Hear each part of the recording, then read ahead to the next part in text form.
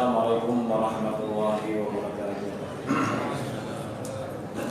Alhamdulillah nahmaduhu wa nasta'inuhu wa nastaghfiruh wa na'udzu billahi min shururi anfusina wa sayyiati a'malina may yahdihillahu fala mudilla lahu wa may yudlil fala hadiya lahu.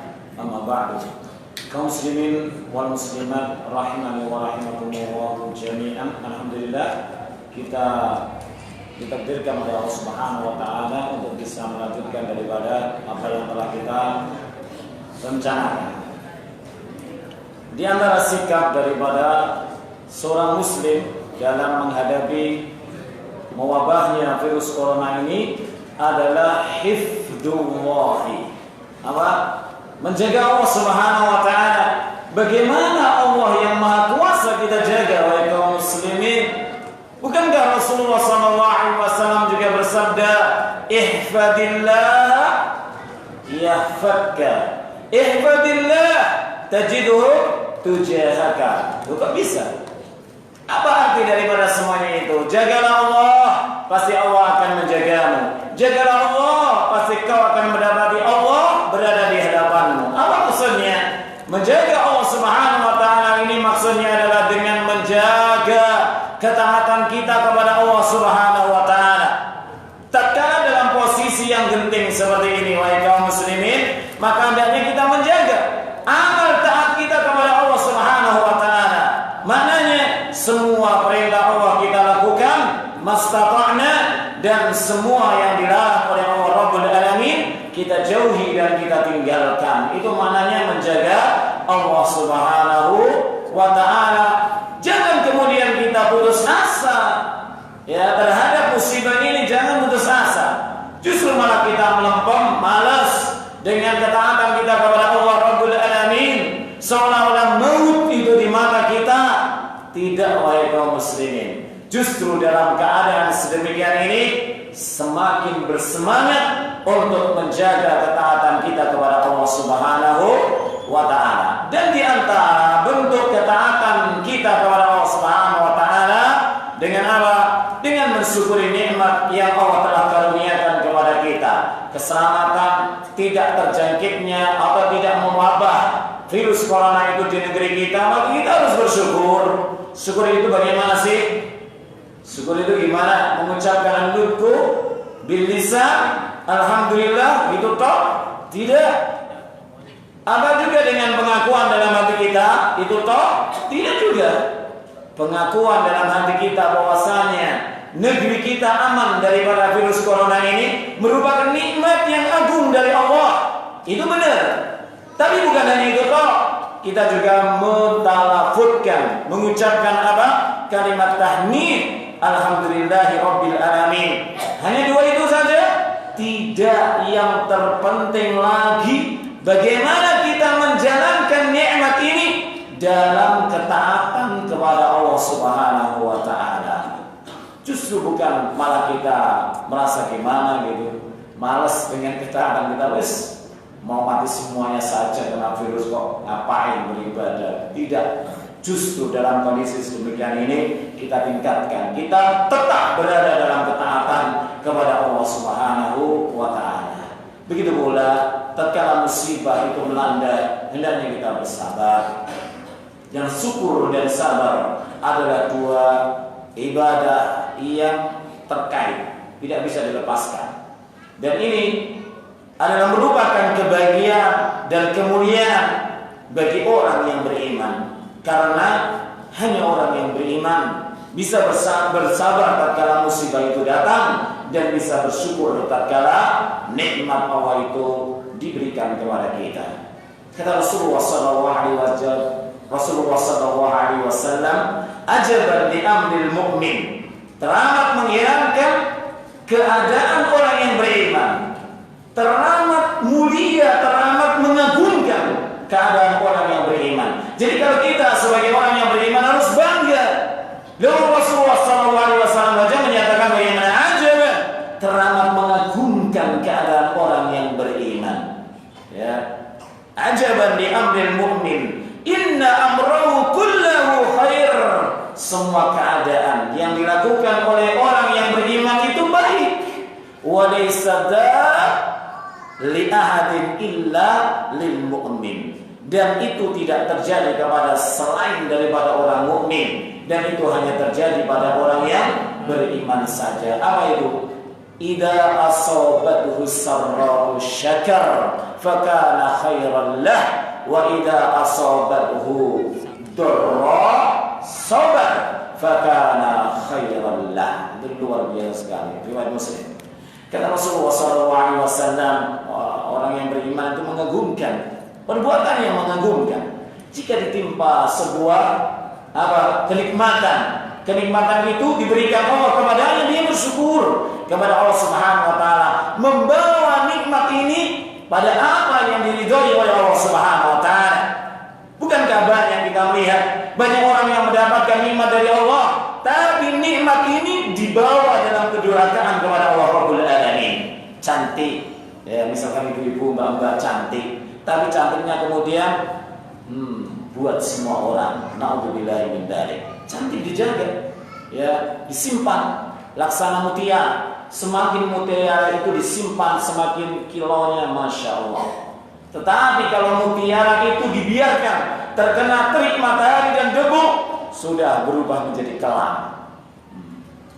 Begitu pula, bukankah kita banyak melihat anak-anak muda yang punya fisik yang sehat, punya waktu yang begitu panjang, yang banyak, tetapi dia mensyukurinya dengan apa?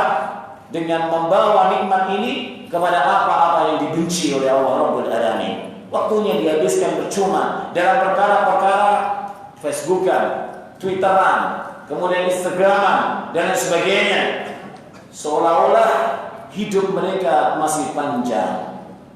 Apakah disyaratkan bahwasanya mati itu harus tua? Tidak. Terkadang orang yang tua malah nggak mati ada tuh usianya sampai 100 sekian tahun. Ada yang masih muda, 18 tahun, naga isken mati. Nah, jadi kematian tidak menunggu gitu. Maka nikmat ini hendaknya kita syukuri. Selain kita mengucapkan, selain kita pengakuan, membawa nikmat ini dalam ketaatan kepada Allah Subhanahu wa taala. Dan orang yang beriman itu ketika tertimpa musibah, dia bersabar. Bersabar itu bukan berarti tatkala dia jatuh kemudian miso-miso, setelah itu berjalan waktu beberapa hari baru sadar dia, kemudian baru mengatakan innalillahi wa inna ilaihi raji'un, aku bersabar ya Allah. Tidak. Sesungguhnya sabar adalah duf'atul ula, yaitu kejadian yang pertama kali itulah. Kemudian dia mengucapkan istirja, itulah yang dikatakan sabar. Dan dia tidak ngomel. Siapa tadi yang naruh ini sehingga saya jatuh dan sebagainya? Tidak. Tapi dia bersabar mulai dari pertama. Dan itu adalah hanya ditemukan bagi orang yang beriman kepada Allah Subhanahu wa taala. Mau diberi nikmat, dia bersyukur baik. Mau diberi musibah, dia juga bersabar. Kemudian itu juga baik. Kedua-duanya baik. Ya. Yang ketiga, biasanya sampai jam berapa? Jam 9, jam 10. Yang ketiga adalah apa?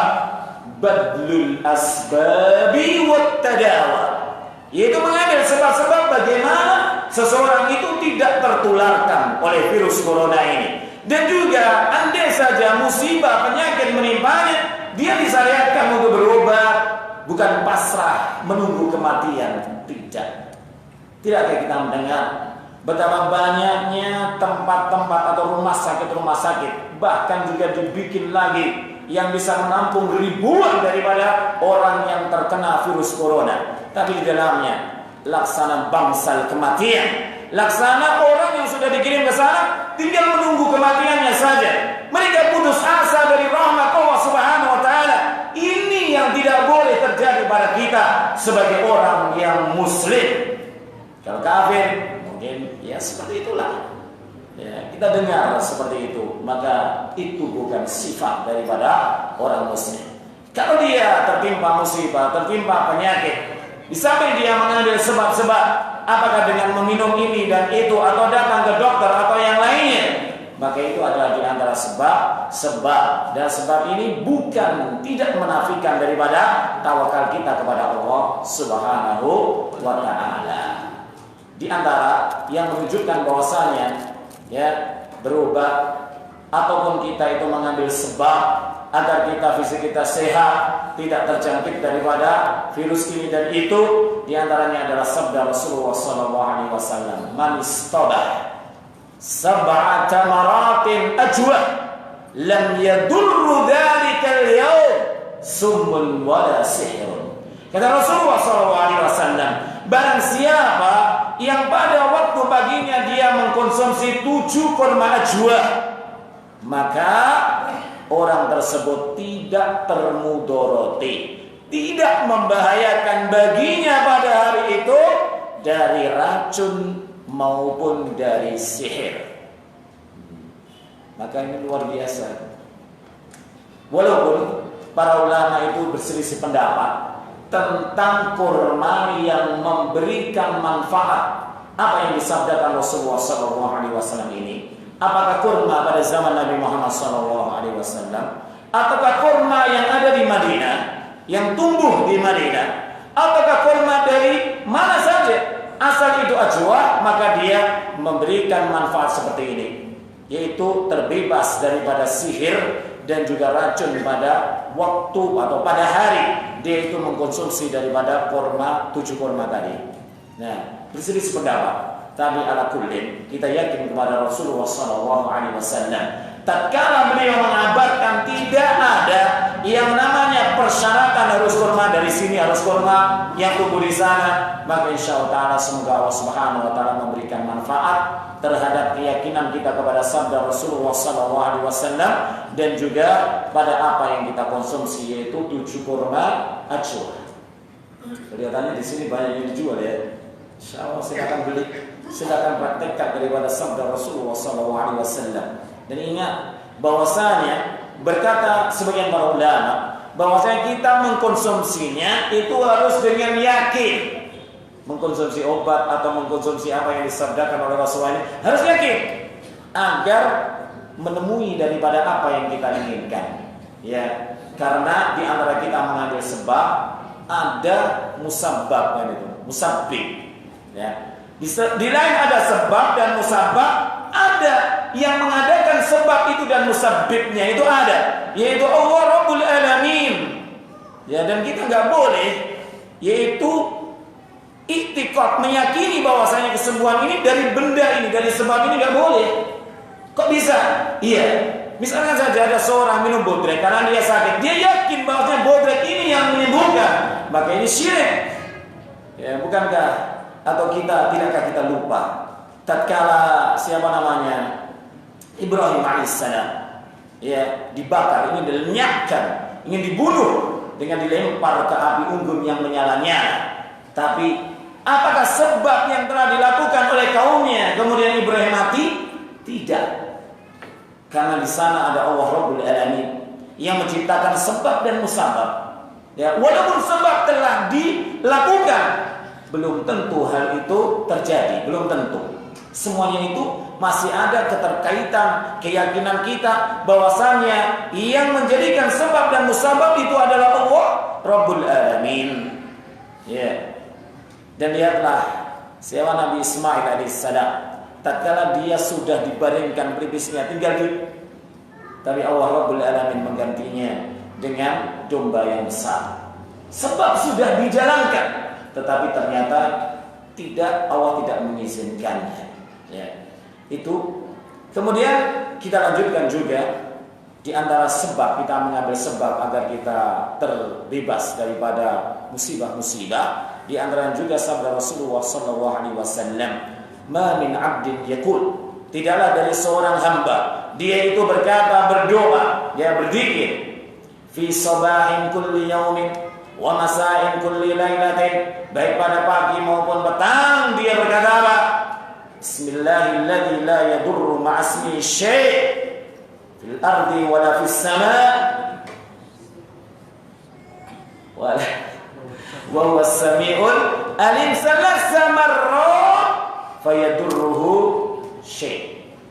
Kata Nabi SAW, tidaklah seorang hamba yang dia mengucapkan zikir ini pada pagi dan pada petangnya 3 kali. Bismillahirrahmanirrahim. Sampai 3 kali. Kata Rasulullah SAW, fayadurru syai'un. Kemudian sesuatu ada yang bisa memudaratinya? Tidak bisa. Maka ini luar biasa kita praktekkan. Bismillahirrahmanirrahim. Ma'asmi syai' fil ardi wala fis sama' wa huwas samiul alim 3 kali. Bismillahirrahmanirrahim. Ma'asmi syai'. Dengan nama Allah tidak ada sesuatu yang membahayakan. Dengan kita menyebut nama Allah Rabbul Alamin pada yang ada di dunia maupun di langit. Ya, dan dia Allah Maha mendengar lagi Maha mengetahui. 3 kali kita baca, maka kita akan terhindar. Tidak ada sesuatu pun yang bisa membahayakan dirinya.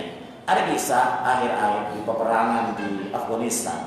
Ada seorang yang dia yakin sekali dengan Allah Rabbul Alamin membaca ini, maka bom itu pun tidak memberikan bahaya padanya. Bom itu tidak memberikan bahaya padanya, subhanallah.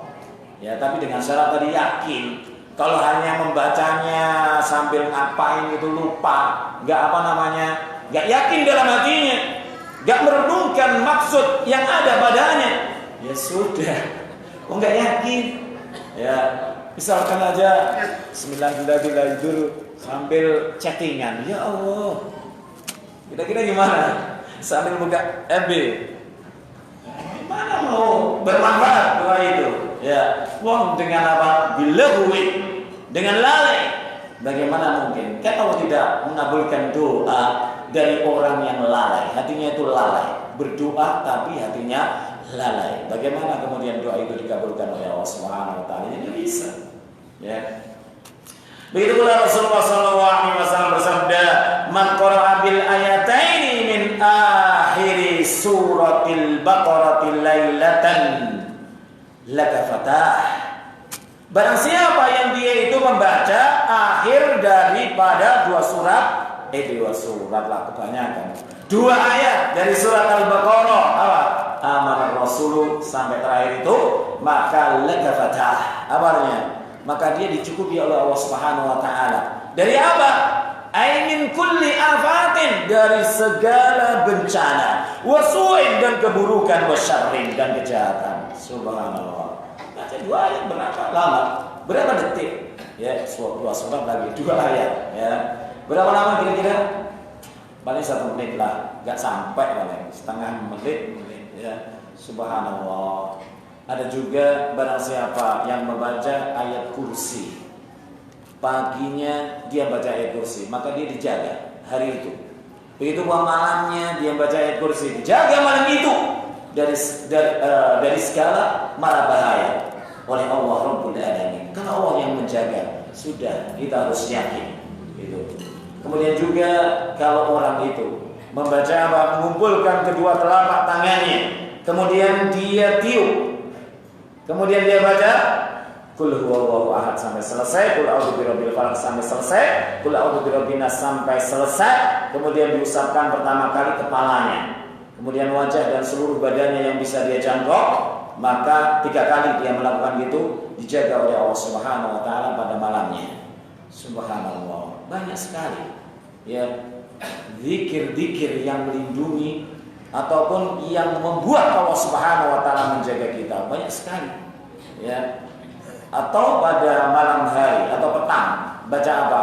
Sehingga racun itu tidak membahayakan kita. A'udzu bikalimatillahi tammah min syarri ma khalaq. Berapa kali? 3 kali.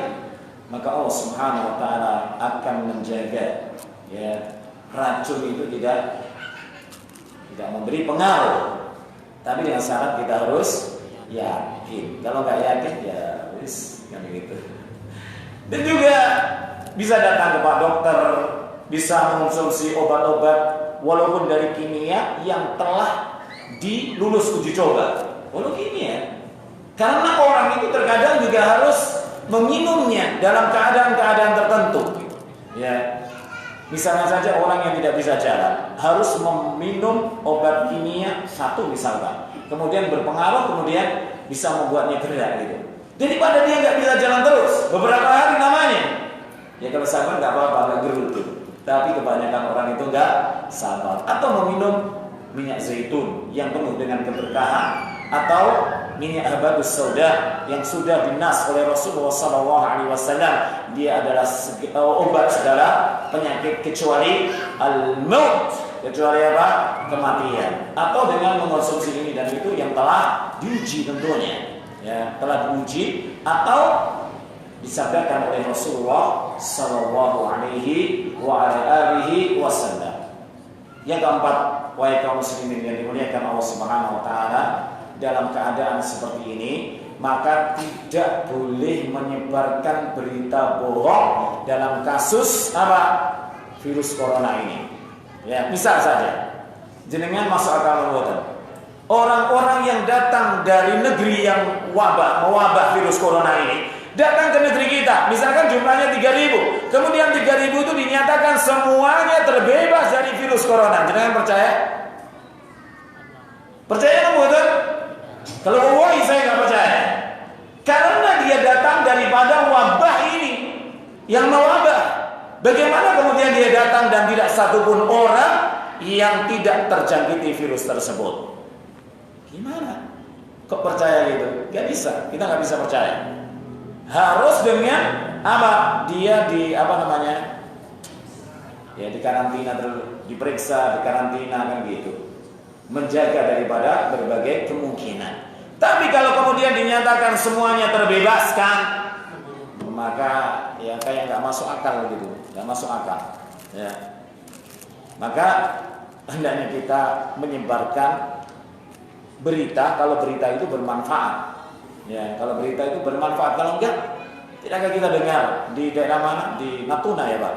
Tatkala WNI yang dari Wuhan, WNI yang dia kerja atau belajar di sana, kemudian dia mau pulang ke Indonesia, maka dia harus dikarantina di Wuhan kan gitu, sebagaimana yang kita ketahui bersama. Kemudian kalau mereka semuanya itu dinyatakan langsung tanpa ada pemeriksaan, mereka bebas, gitu. Maksudnya tidak terjangkiti satupun. Katanya ini juga konyol begitu ya. Maka kita tidak boleh menyebarkan berita tentang kasus ini, berita yang bohong, berita yang membuat semakin takutnya kaum muslimin. Maka ini tidak boleh. Kenapa? Karena seorang muslim itu amanah, terpercaya dia, tidak memberikan gangguan dan tidak menyebarkan daripada informasi yang tidak benar, atau justru dia melecehkan daripada virus ini. Misalkan corona disingkat apa? Apa gitulah pokoknya. Janda-janda apa kemarin itu yang menyebar di medsos corona. Ya Allah, ini gak bener gitu loh. Wong ini virus yang gawat gitu, kemudian dilecehkan, ini gak boleh. Tujuan dia apa? Mau diketawain orang banyak, hukumnya juga gak boleh dalam syariat kita. Niatnya dia apa gitu loh ya. Maka dalam keadaan sedemikian ini lebih baik kita banyak-banyak berdoa kepada Allah Subhanahu wa taala untuk diri kita, keluarga kita dan juga masyarakat. Justru jangan sampai malah membuat runyam daripada permasalahan ini. Kaum muslimin yang dimuliakan Allah Subhanahu wa taala, yang kelima adalah sikap seorang muslim terhadap virus corona ini adalah as-sabru, yaitu bersabar. Sebagaimana saya singgung tadi di nomor yang kedua, ya. Sabar wahai kaum muslimin, itu adalah sikap seorang muslim. Bukankah Allah Rabbul Alamin berfirman dalam surah Al-Baqarah 155 sampai 157, apa bunyinya? وَلَنَبْلُوَنَّكُمْ بِشَيْءٍ مِنَ الْخَوْفِ وَالْجُوعِ وَنَقْصٍ مِنَ الْأَمْوَالِ وَالْأَنْفُسِ وَالثَّمَرَاتِ وَبَشِّرِ الصَّابِرِينَ. Kata Allah Rabbul Alamin, sungguh aku akan memberikan ujian kepada kalian. Pasti Allah itu menguji kita, gak mungkin tidak. Pasti kita diuji, cuma ujiannya berbeda-beda. Orang yang kaya raya, ujiannya harta bendanya. Orang yang gak punya, ujiannya adalah apa? Perasaannya. Saya didik perasaan. Saya sendiri kenapa terlalu lapar orang itu. Minal khaufi, daripada ketakutan seperti ini, takut terhadap virus corona. Wal ju', dan juga kelaparan. Wa naqsim minal amwali wal anfusi was samarat, dan kekurangan daripada harta benda dan juga jiwa dan juga apa? Buah-buahan. Wa basyiris sabirin, dan berikanlah kabar gembira kepada orang yang bersabar. Walau Allah Subhanahu wa taala menguji bagaimanapun keadaan hamba itu, tapi Allah memberikan kabar gembira kepada orang yang bersabar tentang ujian-ujiannya. Bersabar. Nah, siapakah orang yang bersabar itu? Alladzina idza asabatuhum musibah qalu inna lillahi wa inna ilaihi raji'un. Yaitu orang yang tatkala dia ditimpa musibah, maka dia berkata istirja, inna lillah, sesungguhnya kita itu kepunyaan Allah, wa inna ilaihi raji'un, dan sesungguhnya kita itu akan kembali kepada Allah Subhanahu wa taala. Kalau kita itu punyanya Allah, milik Allah, maka Allah berhak dong mau melakukan apa saja kepada hambanya, itu hak Allah Subhanahu wa taala. Dan kita pun akhirnya nanti akan kembali kepada Allah Subhanahu wa taala. Orang yang sabar, ulaika alaihim salawatu mir rabbihim, mereka akan mendapatkan salawat dari Rabbnya. Apa itu? Maghfirah. Dalam berbagai tafsir diartikan salawatu mir rabbihim adalah ampunan dari Allah Rabbul Alamin. Kok bisa?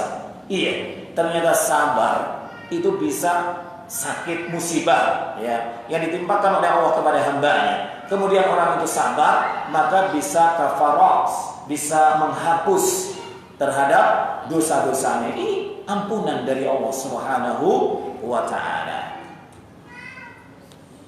Wa rahmah, dan juga mendapatkan rahmat dari Allah Subhanahu wa taala. Sabar mendapatkan ampunan dan juga mendapatkan rahmat. Tambah satu lagi, wa ulaika humul muhtadun, dan mereka adalah orang-orang yang diberi petunjuk oleh Allah Subhanahu wa taala. Ternyata kalau kita itu pengen mendapatkan petunjuk dari Allah Subhanahu wa taala, maka jadilah orang-orang yang bersabar. Kalau kita pengen mendapatkan rahmat dari Allah Subhanahu wa taala, jadilah kita orang-orang yang bersabar.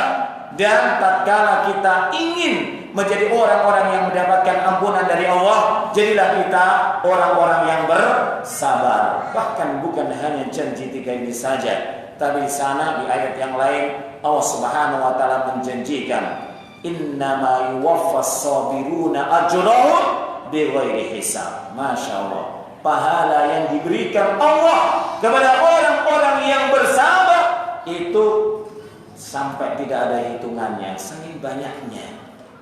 Masihkah kita yaitu tidak mau bersabar tentang musibah yang Allah Subhanahu wa taala timpakan kepada kita?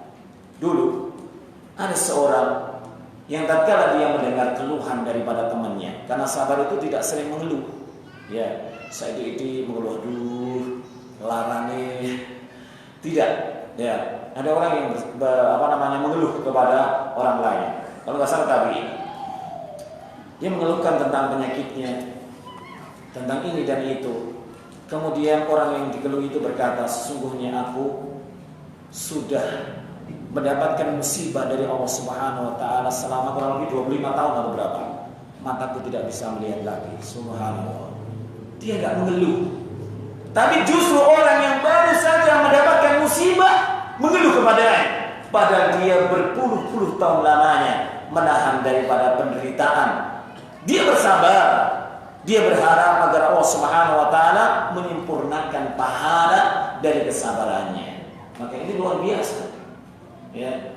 Maka hendaknya di dalam urusan dunia kita melihat orang yang ada di bawah kita. Tidak mungkin sehebat apapun musibah yang menimpa kepada kita, kemudian kita adalah orang yang paling tinggi dan tidak ada lagi di atas kita orang yang tertimpa musibah yang lebih berat daripada kita. Kalla, tidak. Pasti ada. Maka hendaknya kita melihat orang yang di bawah kita ya dalam permasalahan dunia, agar kita bisa menjadi orang-orang yang bersabar, orang-orang yang bersyukur kepada Allah Subhanahu wa taala. Namun kalau dalam permasalahan akhirat, kita wajib melihat kepada orang yang di atas kita. Jangan kemudian kita katakan, wis gak apa-apa, yang penting saya itu sudah sholat, walaupun di rumah, walaupun tidak berjamaah. Yang penting kita sudah sholat, daripada tetanggaku ada yang nggak sholat sama sekali. Ini nggak boleh. Permasalahan akhirat kita diperintahkan oleh Allah Subhanahu wa taala untuk melihat yang di atas kita. Bukankah Allah Subhanahu wa taala dalam surah Al-Mutaffifin tatkala menjelaskan siapa bukan ashabul yamin, al-abrar, ya mereka berada dalam kenikmatan dalam surga. Kemudian ditutup apa ayat itu? Atau ayat-ayat yang berkenaan dengan itu. Wa fi dzalika falyatanafisul mutanafisun. Dalam permasalahan akhirat, dalam permasalahan surga, kita diperintahkan untuk bermaju, berlomba. Kalau berlomba, apa melihat yang di bawah? Sudah, tambah kita merasa hebat sendiri kan itu. Tapi melihat yang di atas kita. Ya, orang itu loh Masya Allah, setiap hari 5 waktu dia itu berangkat sebelum sebelum azan. Nah itu kita harus berpacu, kita harus bersaing dengan dia. Jangan kemudian kita melihat orang yang di bawah kita. Walau saya itu setiap hari masih sholat 5 waktu di masjid, itu tetangga saya belas nggak pernah ke masjid. Jangan gitu. Ya, kalau melihat di bawah itu dalam urusan dunia, tapi kalau melihat di atas itu adalah urusan akhirat. Kaum muslimin yang dimuliakan Allah Subhanahu wa taala, yang terakhir sudah habis jam 8. Yang terakhir adalah apa? Sikap kita sebagai seorang muslim terhadap virus corona ini, menilai, melihat bahwasanya virus corona ini bukan musibah yang terbesar. Tapi musibah yang terbesar adalah musibah yang menimpa agama seseorang. Orang biasanya ngaji sehari itu 1 juz. Ini sudah sepekan belum dapat 1 juz. Musibah ini melebihi daripada besarnya musibah virus corona. Orang biasanya sholat tahajud, Masya Allah bisa sampai 2 jam misalkan. Ini sudah beberapa malam gak pernah bangun saja, gak pernah. Ya, ini musibah yang terbesar yang menimpa agama seseorang. Biasanya Mbak Kaya itu memakai jilbab. Ini sudah beberapa hari keluar rumah tanpa jilbab. Ini musibah jauh lebih ngeri daripada musibah corona. Kok bisa? Karena musibah yang menimpa agama seseorang sudah mengharuskan 2 kerugian. Apa itu? Khusranud dunya wal akhirah. Kerugian dunia dan akhirat. Kerugian dunia dan akhirat. Kalau hanya sekedar kerugian dunia, nggak jadi masalah. Tapi ini kerugian akhirat. Dia akan selama-lamanya di dalam siksa Allah Subhanahu wa taala. Kalau virus corona menimpa kepada seseorang, mungkin dia mati, tapi dengan kesabarannya menghapus segala dosanya. Dia datang kepada Allah Rabbul Alamin, tidak membawa dosa sedikit pun, sehingga Allah memerintahkan padanya untuk masuk ke dalam surga Allah Subhanahu wa taala. Dan tidakkah kita mengingat bahwasanya orang yang menderita sepanjang hidupnya di dunia ini, lalu Allah Subhanahu wa taala kemudian dia mati, kemudian berjumpa dengan Allah Subhanahu wa taala, kemudian dimasukkan ke dalam surga sesaat, kemudian diangkat lagi, ditanya, gimana? Kamu masih ingat gak penderitaanmu selama hidupmu di dunia? Tidak, saya sudah tidak mengingatnya. Dan dialah orang yang bergelimang kenikmatan di dunia, lalu dia ditakdirkan oleh Allah masuk ke dalam neraka, dimasukkan sesaat saja, diangkat kembali, ditanya, kau masih ingat kenikmatanmu di dunia? Tidak, saya sudah tidak mengingatnya. Ini yang menenteramkan hati kita, bahwasanya musibah virus corona bukan musibah yang terhebat. Ada lagi musibah yang terhebat daripada itu, yaitu musibah yang menimpa agama seseorang. Biasanya hadir di kajian, ini sudah sebulan gak pernah hadir, musibah. Ya toh? Biasanya bisa menjalankan sunat qobliyah fajar misalkan, yang jauh lebih baik daripada dunia dan seisinya.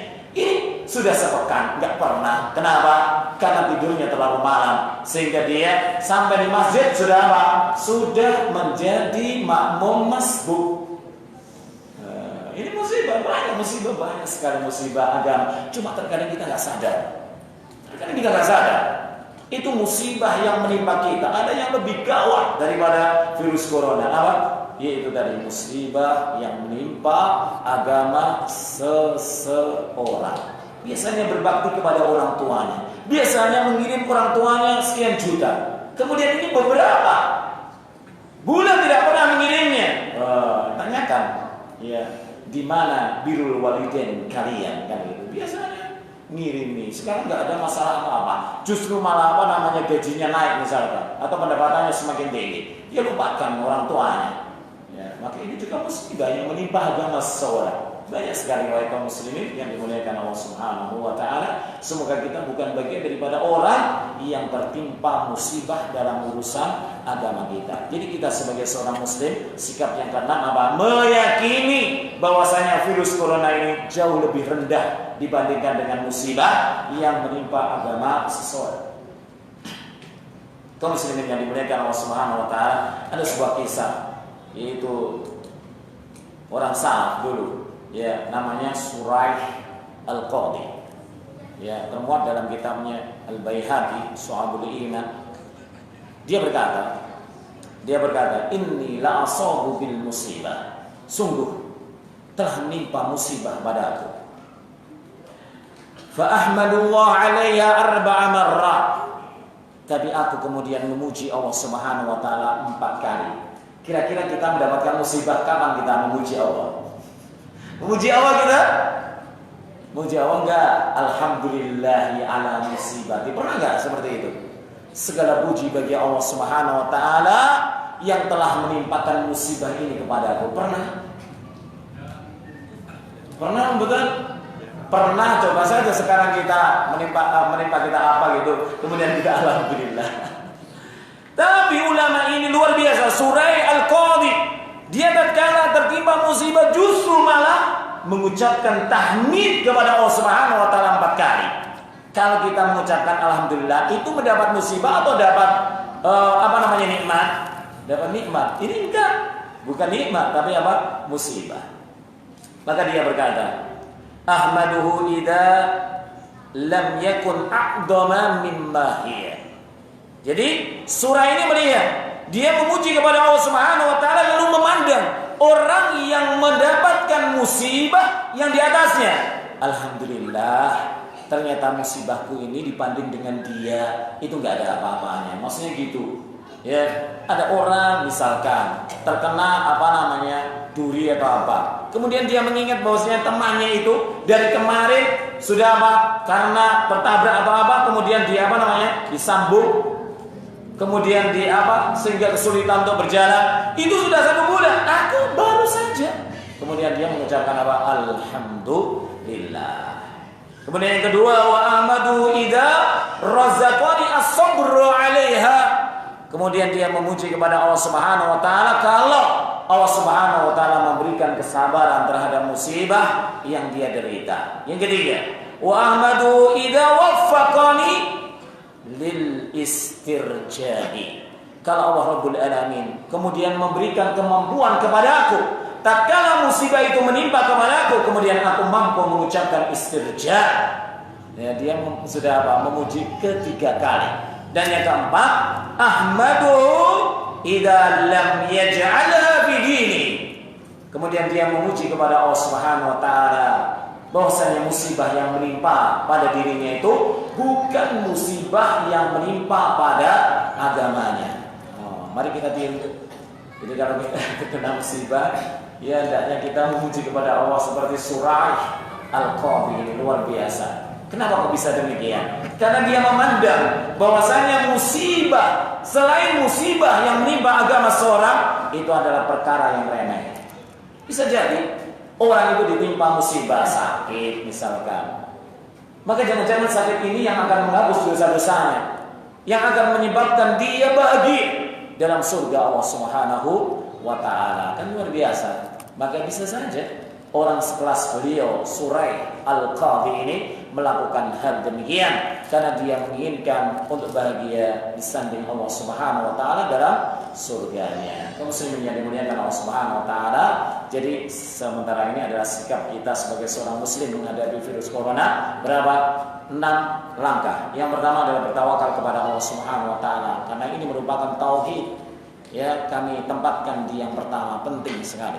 Ya, tawakal kepada Allah Subhanahu wa taala. Yang kedua, kemudian menjaga ketaatan kita kepada Allah Rabbul Alamin. Kemudian yang ketiga, kita mengambil sebab, baik sebab itu adalah obat-obatan ataupun zikir-zikir yang bisa menghindarkan kita dari berbagai musibah. Yang keempat, wahai kaum muslimin, di mana kita tidak boleh memperunya dengan menyebarkan berita-berita dusta dan berita-berita yang menakutkan kepada kaum muslimin dalam permasalahan virus corona ini. Kemudian yang kelima, kita hendaknya bersabar kepada Allah Subhanahu wa taala tatkala musibah itu menerpa kita. Dan yang terakhir, hendaknya kita meyakini bahwasanya virus corona ini jauh di bawah level daripada virus, yaitu musibah yang menimpa agama seseorang. Barangkali ada pertanyaan, monggo.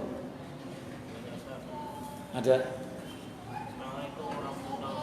Waalaikumsalam.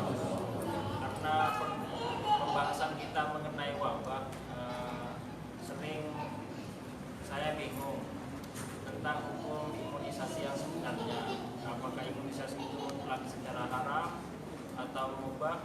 Karena memang banyak pendapat di antara para orang tua. Apa yang harus kita lakukan terhadap anak kita? Apakah harus diimunisasi atau tidak? Demikian, Pak Kasih. Bismillah, masalah imunisasi itu memang diperselisihkan di kalangan para ulama. Ya. Jadi imunisasi itu tujuannya apa sih? Agar anak itu kebal ya Pak, dari virus ini kan, virus tertentu itu.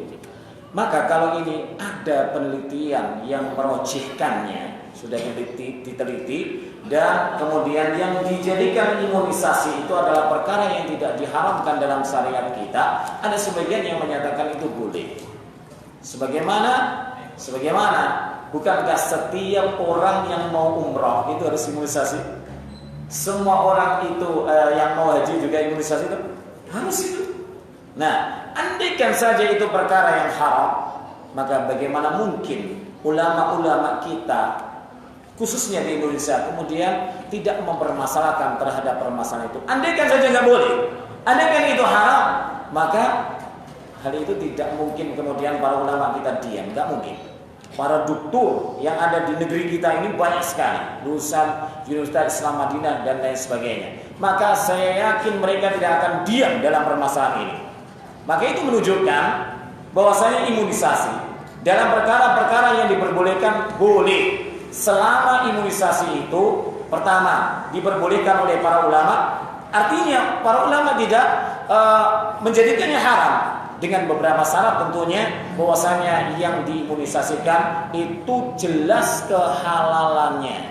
Tapi kalau masih diragukan tentang kehalalan apa yang diimunisasikan ini, maka jalan lebih selamatnya kita keluar dari permasalahan yang masih diragukan ini.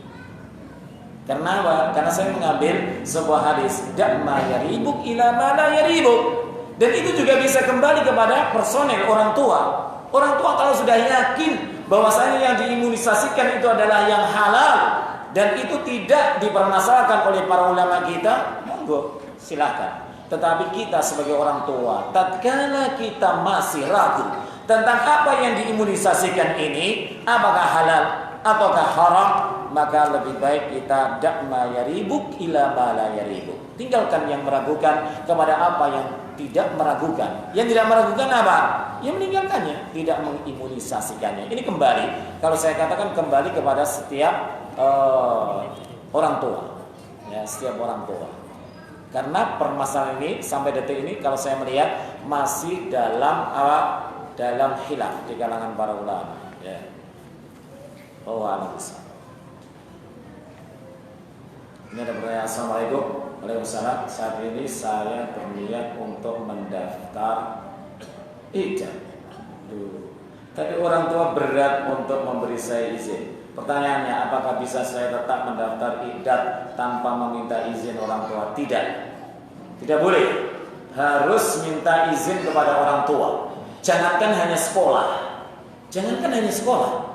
Lewat jihad yang menjadikan fardu kifayah, itu Rasulullah mempersyaratkan untuk izin kepada kedua orang tuanya. Kisahnya ma'ruf. Ada seorang yang ikut berjihad bersama Rasulullah SAW. Kemudian ditanya bahwasanya ibunya ditinggalkannya dalam keadaan menangis, orang tuanya menangis. Maka Rasulullah menyatakan dia kembali, pulanglah kau dan buatlah kedua orang tuamu tersenyum. Ini dalam permasalahan jihad. Bagaimana dengan kita sekolah? Ya, maka dengan izin orang tua.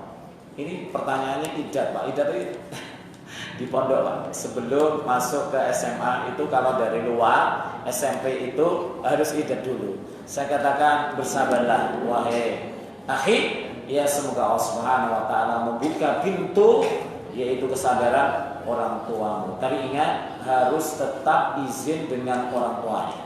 Ya. Kemudian bismillah, setiap virus pasti merugikan manusia.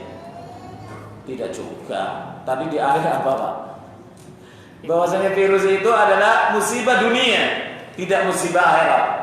Iya, kalau memang merugikan manusia di dunia mungkin dalam kasat matanya. Tapi tatkala dia bersabar, kemudian dia meninggal dunia, ternyata Allah Subhanahu wa taala menghapuskan dosa-dosanya sehingga masuk ke dalam surganya. Apakah itu kerugian mutlak?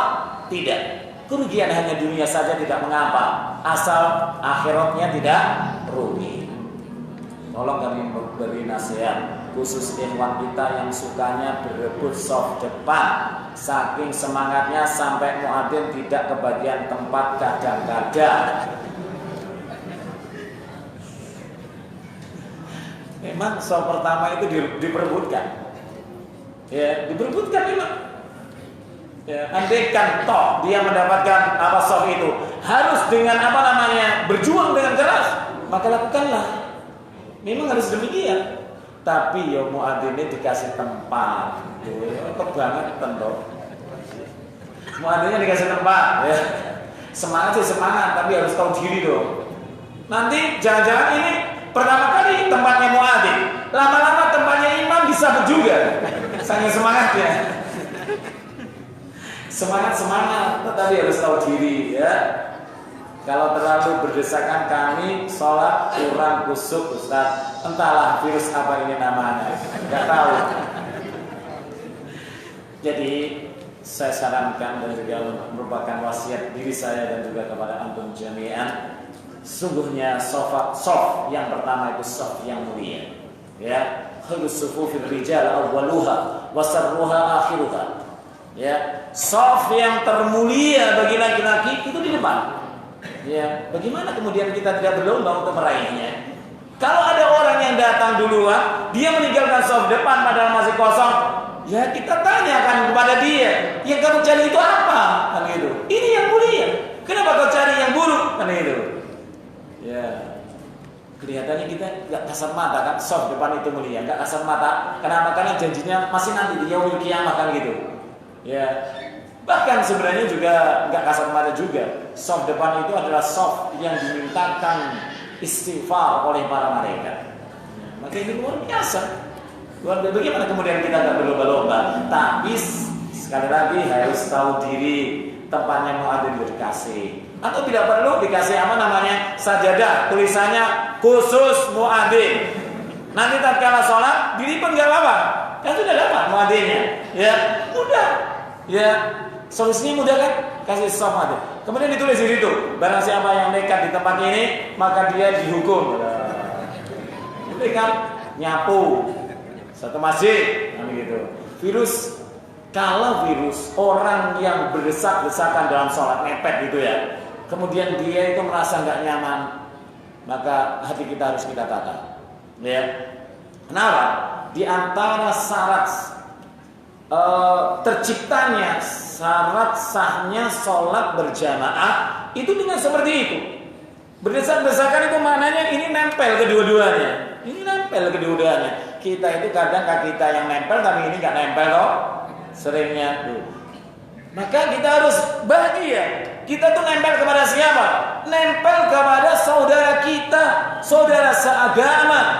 Jangan sampai nempel dengan saudara kita nggak mau, nempel di pasar dengan wanita ajnabi malah nyenggol. Salah ini. Maka kembali tata niat kita ya. Orang itu ya dulu para sahabat itu suka sekali, senang sekali bertemu dengan para saudaranya. Sama ikhwannya itu senang sekali. Ya, bahkan dia itu kalau pulang dia bersenandung, saudara-saudaraku. Siapa dia? Ya, yang mereka sholat berjamaah tadi, yang nempel berdasarkan tadi. Mereka senantiasa mengingatkan aku tentang akhirat. Tapi kalau aku pulang, istriku, anak-anakku mengingatkan aku tentang dunia. Nama salaf dulu seperti itu. Atau bukan orang masalah, orang-orang salaf dulu seperti itu. Senang kalau bertemu dengan para ikhwannya. Nempel sama ikhwannya nggak najis loh ya. Dan juga nggak berdosa. Harus kita malah merasa aman. Di sampingku ada 2 ikhwan yang masih suka dengan aku. Buktinya salat di sampingnya. Kalau nggak suka ngapain? Jauh-jauh saja. Maka hendaknya kita rubah. Tatkala kita itu bersof, rapat, itulah diantara aman kesempurnaan di dalam sholat berjamaah. Ya, sholat berjamaah. Kalau nggak mau nempel terus bagaimana? Nggak sempurna dong jamaah kita. Ya, dan juga jadikanlah hati kita itu bahagia tatkala bertemu dengan ikhwan kita, terutama tatkala sholat, kemudian di majelis-majelis ilmu seperti ini. Bahagialah, ya, berbahagialah orang itu kalau berjumpa dengan ikhwannya. Sampai di sini sudah selesai. Tidak ada lagi. Sudah malam, baru jam 8:04. Kamu sekalian yang dimuliakan Allah Subhanahu wa taala, saya sangat berbahagia sekali yaitu bisa berjumpa dengan ikhwan-ikhwan yang ada di Pamekasan ini, khususnya di Masjid Ridwan ini. Bahagia sekali.